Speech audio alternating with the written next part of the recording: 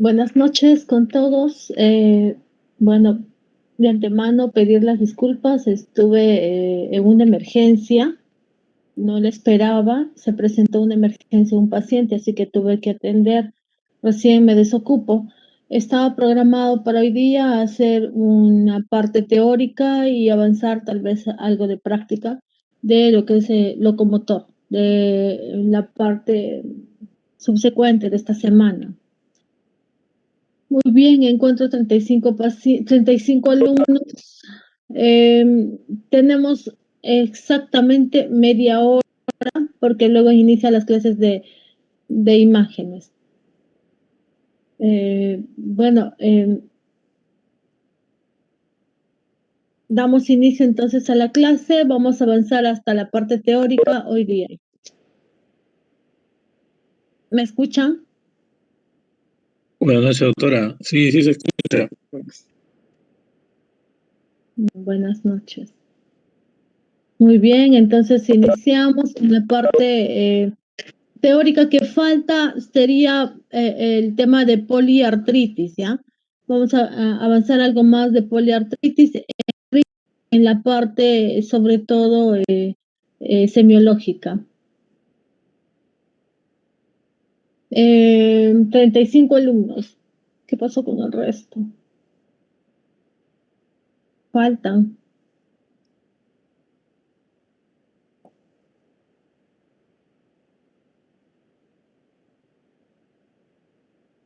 Muy bien, entonces iniciamos. Vamos a hacer la parte.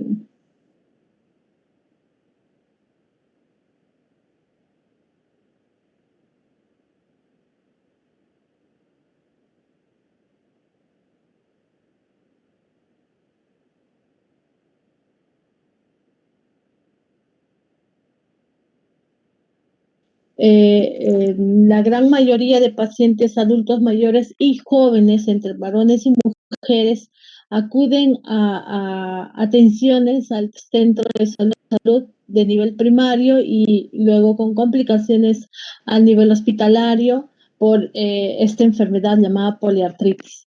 Y vamos a hablar acerca de su definición, de los criterios para considerar como diagnóstico una poliartritis, cuáles son las articulaciones afectadas y otras patologías relacionadas en una poliartritis. Cuando hablamos de poliartritis tiene múltiples causantes, están inmersos diversas patologías entre mecánicas, entre bacterianas y virales, ¿no? Vamos a ver en el transcurso. Para considerar poliartritis tenemos una definición. Se caracteriza por la presencia de sinovitis en 4 o más articulaciones, ¿no? Definimos como poliartritis. Si no se cuantifica, si no cumple con este criterio, entonces aún no se considera poliartritis. Se producen deformidades de las articulaciones que limitan o impiden la función articular en el paciente. Por lo tanto, es una enfermedad discapacitante, ¿no? La relevancia de la poliartritis radica en que puede ser con frecuencia parte de las manifestaciones iniciales de múltiples enfermedades reumáticas. Como íbamos diciendo, la poliartritis va a ser el inicio o va a estar relacionado con diferentes patologías reumáticas. Vamos a hablar de la anamnesis. Es importante, por favor, el tema de la poliartritis para ustedes que van a estar en el nivel primario inicialmente diagnosticando esta enfermedad. Según la edad y el sexo, varones jóvenes, tendríamos que descartar las espondiloartropatías, ¿no? En la poliartritis o en las poliartritis agudas, no olvidar la artritis asociada a la transmisión sexual en individuos sexualmente activos. Entonces, tenemos una espondiloartropatía en pacientes sexualmente activos, ¿no? Debemos descartar al tener un paciente joven con síntomas de espondiloartropatías. En mujeres jóvenes igualmente tenemos que descartar las conectivopatías y las artritis víricas, ¿no? Como las subsecuentes por parvovirus, por rubiola, etcétera. En la edad media, mediana y en mujeres, tenemos que descartar casi siempre una artritis reumatoidea porque es indicios, a esa edad va iniciando, apareciendo artritis reumatoidea en la gran cantidad de mujeres que van a presentar a futuro esta enfermedad. En ancianos, definitivamente la polimialgia reumática o las artritis por fosfatos de calcio, ¿no? Por fosfatos de calcio en la gran mayoría. Tenemos acá una tabla de presentación de las más frecuentes enfermedades reumáticas según el sexo, ¿no? Según el sexo, también según los rangos de edad. Y está distribuido entre varones y mujeres y se ha visto que hay una gran diferencia de patologías según sexo, ¿no? Por ejemplo, las principales, el lupus, ¿no? El lupus se presenta en un rango entre 10 y 30 años para descartar o diagnosticar a esa edad. Posterior a esta edad, ya generalmente los pacientes están diagnosticados y es más predominancia en las mujeres que en los varones. En la artritis crónica juvenil, como su nombre lo indica, es juvenil, se diagnostica en menos de 20 años y se presenta por igual tanto en varones como mujeres. También tenemos la artritis reactiva entre 15 y 40 años y esa predominancia de varones mucho más que en mujeres. La artritis reumatoide, como ya decíamos anteriormente, se diagnostica entre 30 y 50 años y esa predominancia de mujeres, ¿no? Y así vamos a ir encontrando diferentes patologías más frecuentes, ¿no? La esclerodermia, por ejemplo, en mujeres, la espondilitis anquilosante, como ya lo habían hablado anteriormente vuestros compañeros, es más en varones, ¿no? Entre 20 y 40 años. La gota también es más en varones, ¿no? Se ha visto que hay hemocromatosis, no es muy frecuente, pero es más en varones. Bueno, las artrosis es en más de 50 años, predominantemente en las mujeres. Otras enfermedades como la pseudogota, por ejemplo, es en más mayores de 60 años y da por igual entre varones y mujeres. Otras patologías frecuentes después de estas son pues las ya, bueno, patologías, por ejemplo, no tan frecuentes, diría yo, como las osteoartrosis hipertróficas, erosivas, etcétera, ¿no? Las principales son las que les he comentado, las más frecuentes. Bueno, vamos a seguir viendo. Debemos siempre informarnos acerca de los antecedentes familiares, preguntar acerca de los desencadenantes y eventos previos antes de los síntomas. Algunos también verificar si es que hay hábitos que son tóxicos y que producen o desencadenan la enfermedad.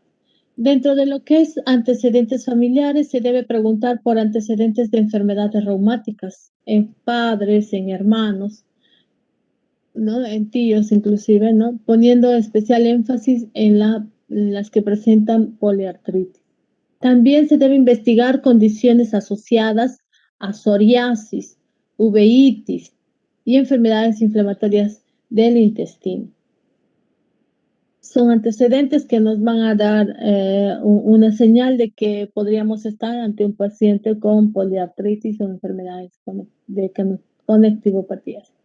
Los desencadenantes se debe interrogar por infecciones recientes, si ha presentado infecciones virales, bacterianas, viajes, la conducta sexual de riesgo, si ha habido contacto con algunos enfermos.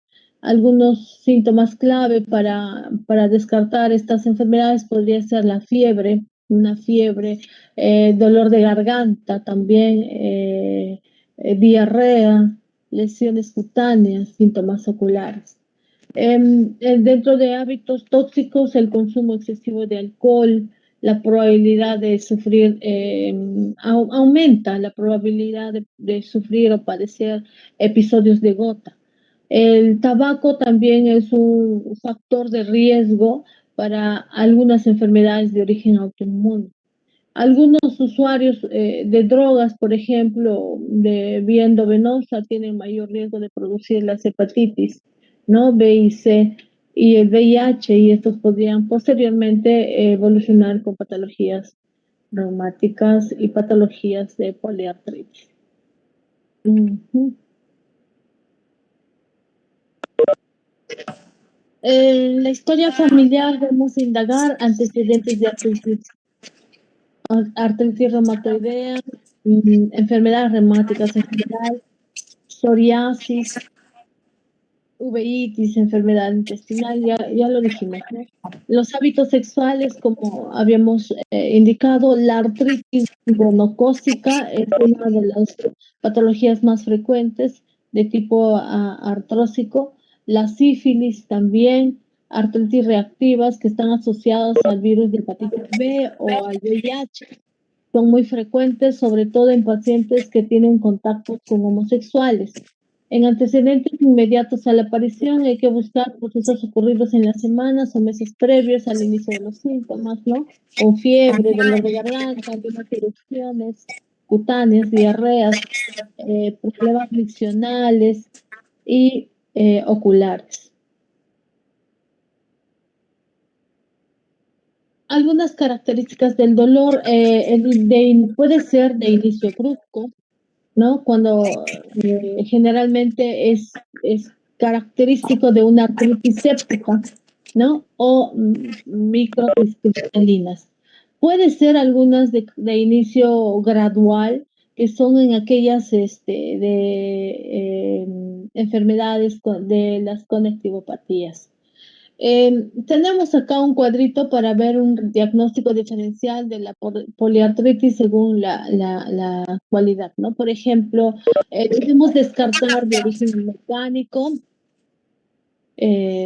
A ver, alguien tiene su audio que está encendido.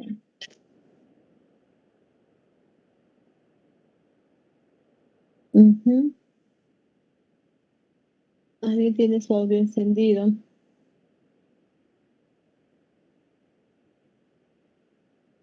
Muy bien. Las poliartritis pueden ser, según su cualidad, pueden ser mecánicas, pueden ser inflamatorias e inclusive en algunos pacientes pueden ser de origen psicógeno. Entonces debemos descartar. El dolor, por ejemplo, en las artritis mecánicas, en las arterias mecánicas vamos a ver que empeora con el ejercicio, ¿no? Y va a mejorar con el reposo, definitivamente porque esto es mecánico, está generado e iniciado por un movimiento brusco, activo, ¿no? Y repetitivo. En las inflamatorias principalmente el dolor aparece en reposo, ¿no? En reposo, aún estando en reposo persiste el dolor. En las psicógenas el dolor no varía con el reposo y bueno, ni el ejercicio.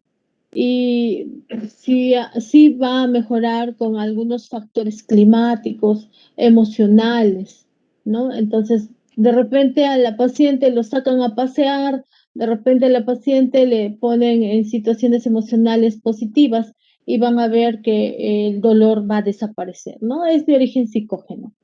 También otra característica es aquel que se presenta con rigidez. En las mecánicas son de pocos minutos tras el reposo. En las inflamatorias siempre es por varias horas y de presentación en las mañanas, matinal. No, y en las psicógenas es variable. Ellos van a informar que tienen un dolor o tienen rigidez en cualquier momento, ¿no? En cualquier momento del día y muy pocas se van a quejar de rigidez. La debilidad en la mecánica está localizada, muy localizado y no es severa, ¿no? Y la debilidad en las inflamatorias es pronunciada, es muy pronunciada debido a que es un problema inflamatorio, ¿no? Sí, sí se puede diferenciar entre la mecánica y el inflamatorio. En la psicógena, bueno, como su nombre dice, es una neuroastenia, ¿no? De repente con un bajo nivel de recuperarse, ¿no? Como su nombre dice, neurológico. Hay cansancio en la mecánica raras veces, en la inflamatoria sí, grave y sobre todo por las tardes. En la psicógena inician esto en las mañanas. Hay depresión, hay la habilidad emocional, la angustia. En la mecánica raras veces, porque se quejan de dolor, les ponemos su analgésico, su antiinflamatorio, su relajante y van a sentirse mucho mejor.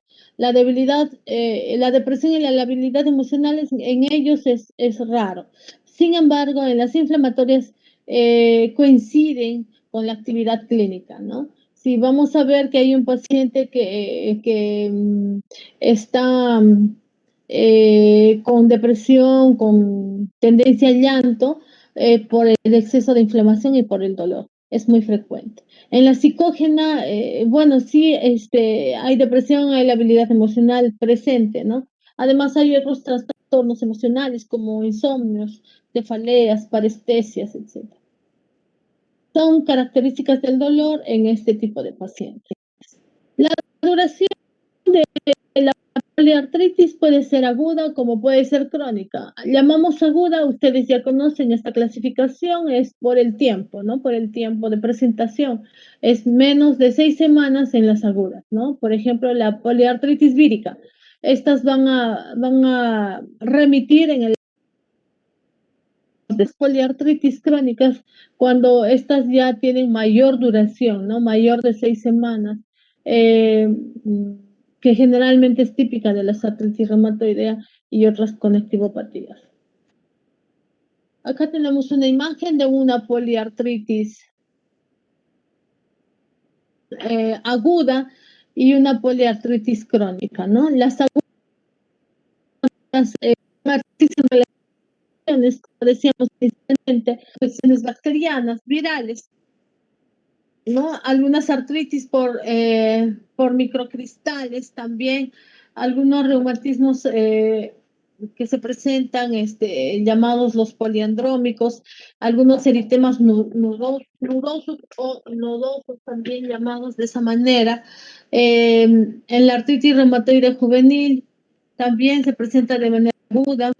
El lupus, saben que el dolor es generalmente agudo y se presenta bruscamente, ¿no? Y así de esa manera. Vamos a ver otras poliartritis crónicas, ¿no? Que se presentan.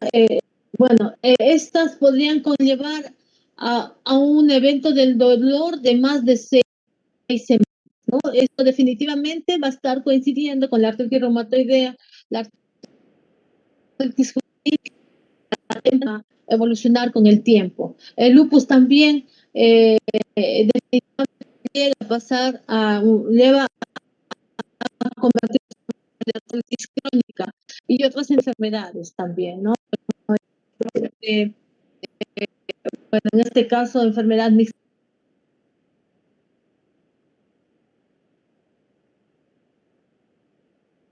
La gota, ¿no? Se hacen crónicas. Y como vemos acá las imágenes, ¿no? Aparecen estas lesiones, pueden aparecer y luego desaparecer rápidamente en el lapso de las semanas. Pero vemos acá que de manera crónica ya llegan a deformar las articulaciones en las manos, como vemos en esta parte, y se presentan asociados a otros síntomas, como por ejemplo el lupus. Bueno, la localización según el tamaño articular, ¿no? Puede ser de pequeñas articulaciones o de grandes articulaciones. Generalmente hablamos acá de los miembros superiores y de los miembros inferiores, en pequeñas articulaciones, como su nombre dice, ¿no? Y en las grandes articulaciones ya son articulaciones un poco más grandes, ¿no? Como su nombre indica. A ver, hablamos de las pequeñas articulaciones que son relacionadas con el metacarpo, falángicas, las interfalángicas y las metatarsofalancicas en los miembros inferiores. Va a afectar en caso de artritis reumatoidea, en lupus eritematoso sistémico, en una artritis vírica, en artropatías psoriásicas, ¿no? Estas son las patologías que van a lesionar o van a dañar a las articulaciones pequeñas. O sea, si viene un paciente y nos cuenta, nos informa que tiene dolor en las articulaciones de las manos y las articulaciones de los pies, definitivamente tenemos que buscar estas patologías: artritis reumatoidea, lupus, artritis vírica y artropatía psoriásica. Pero si hay aquellos que ya nos están informando que tienen articulaciones dolorosas en el tobillo, en la rodilla, en los codos, hombros y muñecas, que es en la gran mayoría de adultos mayores, entonces estos ya son pacientitos que ya tienen otras patologías mucho más crónicas, mucho más avanzadas, como las espondiloartropatías, ¿no? Las espondiloartropatías son las artrosis y además del crecimiento, los picos del oro de los que hablamos, ¿no? También podría haber una artropatía psoriásica, las artritis que se reactivan, la fiebre reumática, la gota, ¿no? Sarcoidosis también, enfermedad de Benzer también, que ya afectan a articulaciones grandes. Y hay otras, pues, ¿no? Que son la axial ya a nivel de la columna, que son articulaciones grandes, son las espondilitis anquilosante y otras espondiloartropatías que significan anquilosante. Entonces, estos pacientes van a llegar inclusive a no poder, a tener tan rígida la columna y a no poder movilizar adecuadamente. Son patologías con dolor intenso, ¿no? Las poliartrosis. La distribución articular puede definirse por la afectación de manera unilateral o puede ser bilateral, de una misma articulación o de un área articular, y pueden ser simétricas como también pueden ser asimétricas, ¿no? No hay un orden, ¿no? Entonces, acá tenemos, por ejemplo, un cuadro donde nos muestra las simétricas, las asimétricas, ya sea de patologías inflamatorias, degenerativas, por infecciones, etcétera, ¿no? Son simétricas, a ver, ¿en qué patologías son simétricas? En la artritis reumatoidea, en la artritis idiopática juvenil, ¿no? En la enfermedad de Still del adulto, ¿no? Esta enfermedad de Still inician de niños, pero ya se muestran cuando están en el lupus eritematoso sistémico, enfermedades mixtas del tejido conectivo, fiebre reumática, son simétricas por igual en ambas manos, en ambos miembros inferiores, pero asimétricas en las, por ejemplo, de tipo inflamatorio en la espondilitis anquilosante, artritis reactiva, artropatías psoriásicas, ¿no? Las enteropatías, artropatías enteropáticas, etcétera, ¿no? Son asimétricas. Ahora, por degenerativas, son simétricas en la artrosis primaria generalizada, definitivamente ambos va a ser simétrico. Nodal, artrosis nodal, ¿no? Por fosfatos también en la pseudoartrosis, ¿no? Y va a ser asimétrica en la gota. Por ejemplo, cuando hablamos de gota, casi siempre se quejan de un pie, de un solo pie y un tarso, ¿no? El tarso del primer dedo en el pie, y casi siempre es unilateral, ¿no? También por fosfatos, la pseudogota, ¿no? Que es infecciosas, son asimétricas en la enfermedad de Lyme, que es muy rara en nuestra zona, artritis tuberculosa, brucelar, fúngica. No, y la artritis vírica, la enfermedad de Whipple, van a ser siempre simétricas. Y de esa manera, bueno, podemos nosotros distinguir qué tipo de distribución presentan estas patologías.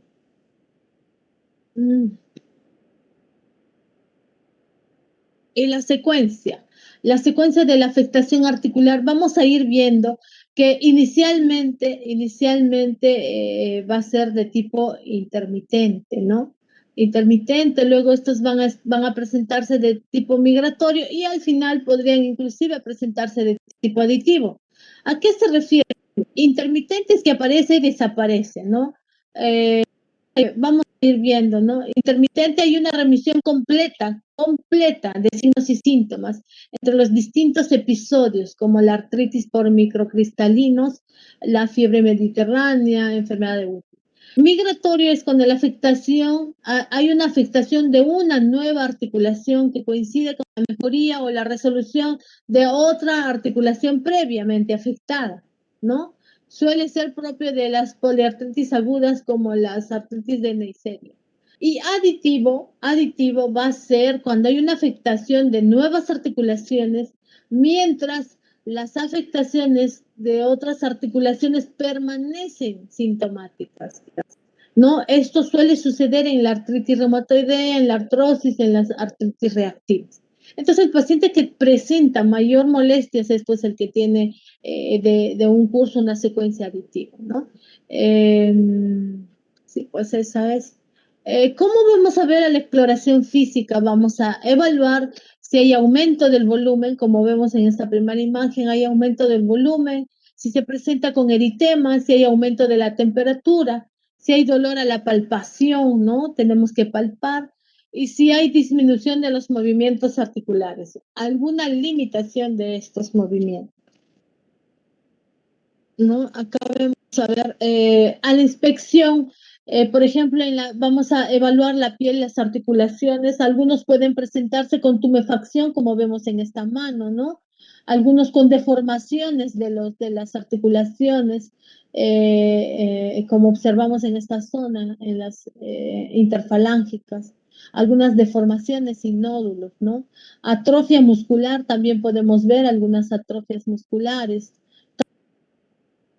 Lesiones cutáneas en algunos miembros superiores e inferiores, ¿no? Como vemos en esta zona también, ¿no?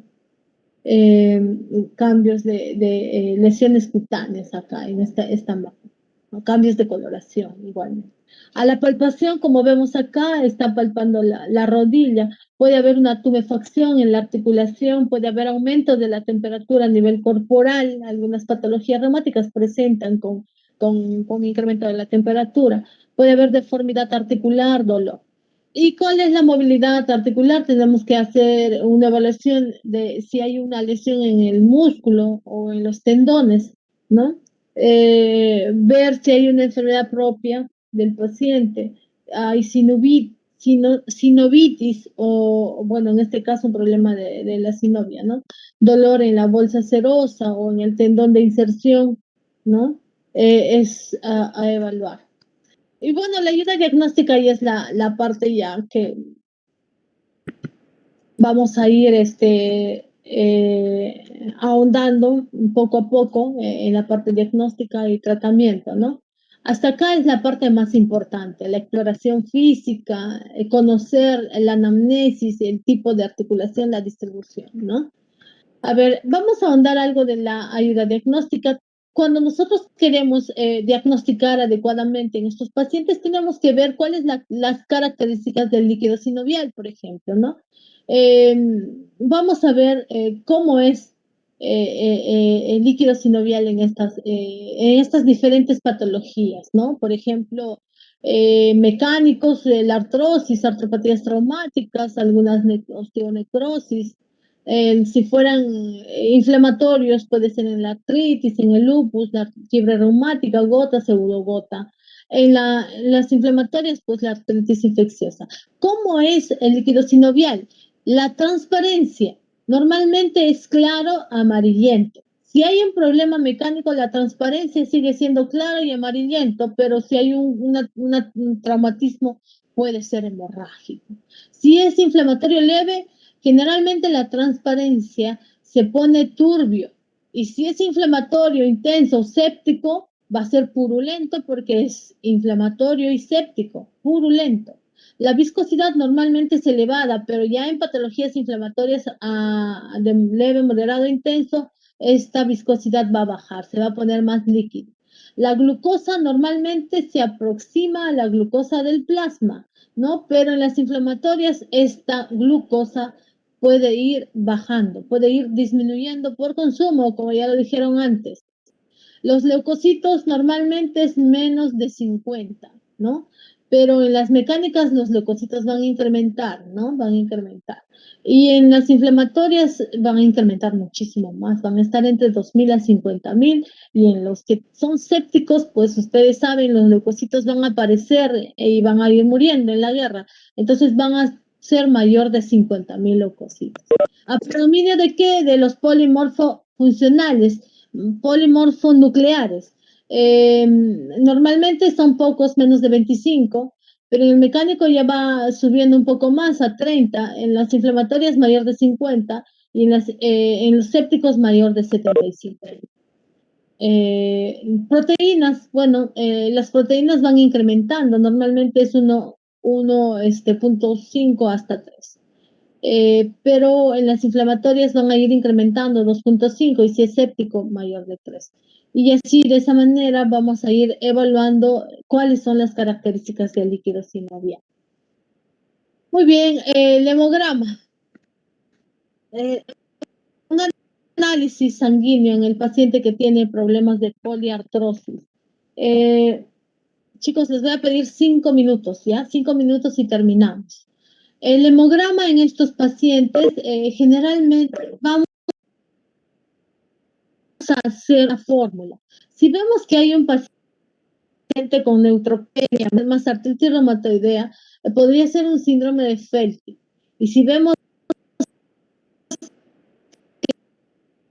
que hay un paciente con citopenias, además están disminuidas, puede ser un lupus o medular, ¿no? Si estamos ante una anemia hemolítica, microangiopática, por ejemplo, más una esclerosis, entonces acá hay un problema de afectación renal, tenemos que buscar, ¿no? Y así de esa manera, ¿no? De forma que hay poca utilidad, pero se debe evaluar las transaminasas, ¿no? Las transaminasas. Si están muy elevadas, pues pensar en una hepatitis vírica o una toxicidad. Normalmente las transaminasas están dentro de los valores normales. La creatina elevada, entonces presenta una enfermedad de Still del adulto, ¿no? Si hay hiperuricemia, un problema de gota. La creatinina que está elevada, vamos a ver un problema extraarticular. Y así de esa manera, ¿no? Si vamos a ver que hay reactantes de fase aguda, casi siempre son inespecíficos, como ya lo han visto, pero la PCR tiene una buena correlación con artritis reumatoidea y con lupus. Y el BCG pues suele estar elevado en lupus. Eso es una analítica de examen de sangre. Y bueno, en la parte inmunológica, acá también hay para sospechar muchas patologías. Por ejemplo, si vamos a ver si estamos ante un paciente con un factor reumatoideo más anticuerpos de proteínas citrulinadas, debemos pensar en una paciente con artritis reumatoidea, ¿no? Debemos pensar que es una artritis reumatoidea. Simétrico, sí, generalmente en miembros superiores. Y bueno, acá vamos a ver el factor reumatoideo casi siempre está elevado en pacientes con síndrome de Sjögren, y vamos a encontrar pues algunos problemas a nivel de los ojos, ¿no? Xerostomías, eftálmias. Pacientes con los anticuerpos antinucleares que estén elevados, entonces sospechar de conectivopatías, artritis simétrica, etcétera. O sea, generalmente en miembros superiores. ¿No? Si tenemos un paciente, por ejemplo, con un factor reumatoideo negativo, entonces quizás es un paciente con espondiloartritis, ¿no? Bueno, y si hay ácido úrico elevado, pues definitivamente es un paciente con gota, ¿no? Esto es en cuanto al estudio inmunológico. Y acá pues también tenemos los anticuerpos, ¿no? Algunos anticuerpos muy conocidos que ya sabemos, por ejemplo, acá eh, los anti-DNA de doble cadena en el caso de lupus, ¿no? Eh, los ANA en caso de artritis, ¿no? Son anticuerpos que vamos a ir estudiando en las prácticas, como ya lo han dicho anteriormente también, en los casos clínicos, ¿no? Vamos a ir esta semana que viene, el día miércoles y jueves, vamos a seguir hablando de estos anticuerpos. Bueno, en la artritis reumatoidea vamos a ver cómo se muestran las imágenes en la mano, ¿no? Vamos a ver que la mano normal, como vemos acá, ¿no?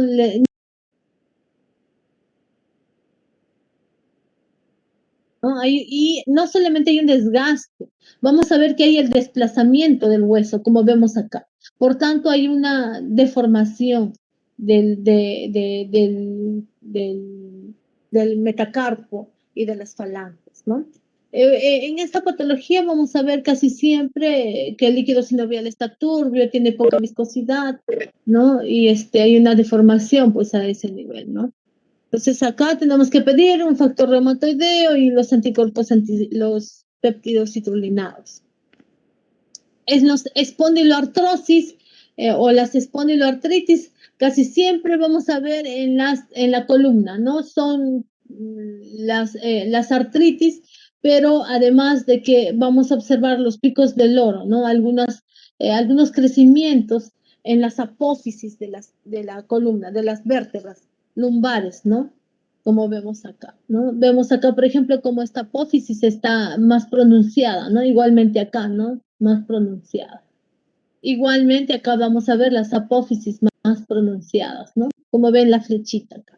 Son patologías que le genera dolor al paciente. Entonces, si vamos a ver estos dolores en el paciente más los picos de dolor, una espondiloartritis. Y una artritis lúpica en pacientes con lupus, que también hacen su artritis, ya lo presentaron anteriormente los del grupo que hicieron les lupus. Vamos a ver pues cómo se deforman, ¿no? Hay una secuencia de deformación de las articulaciones, como vemos acá, ¿no?